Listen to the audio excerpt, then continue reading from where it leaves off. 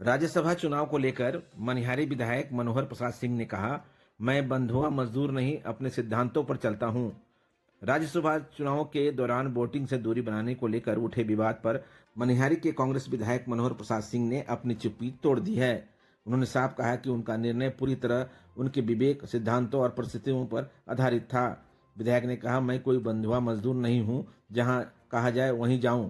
मैं अपने सिद्धांतों पर चलता हूं और हर फैसला अपने विवेक से लेता हूं। मैं जनता द्वारा चुना गया प्रतिनिधि हूं और उसी के प्रति जवाबदेह हूं। उन्होंने उम्मीदवार चयन प्रक्रिया पर भी सवाल उठाते हुए नाराजगी जताई। विधायक मनोहर प्रसाद सिंह ने कहा कि यह स्पष्ट जानकारी उन्हें नहीं दी गई, गठबंधन किस स्तर पर हुआ है और उम्मीदवार का चयन किन आधारों पर किया गया। विधायक ने कहा कि हमसे इस विषय पर कोई राय नहीं ली गई है और आलाकमान की ओर से भी कोई स्पष्ट निर्देश नहीं मिला।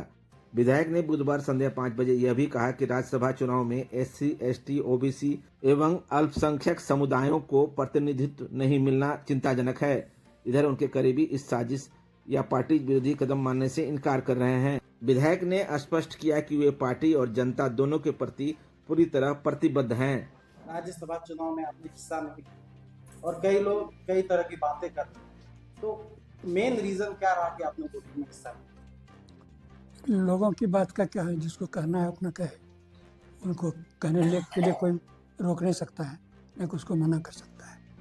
मैं सिद्धांत पर काम करता हूँ और मेरा सिद्धांत है जो निचले तबके के लोग हैं उनको प्रश्रय दिया जाना चाहिए।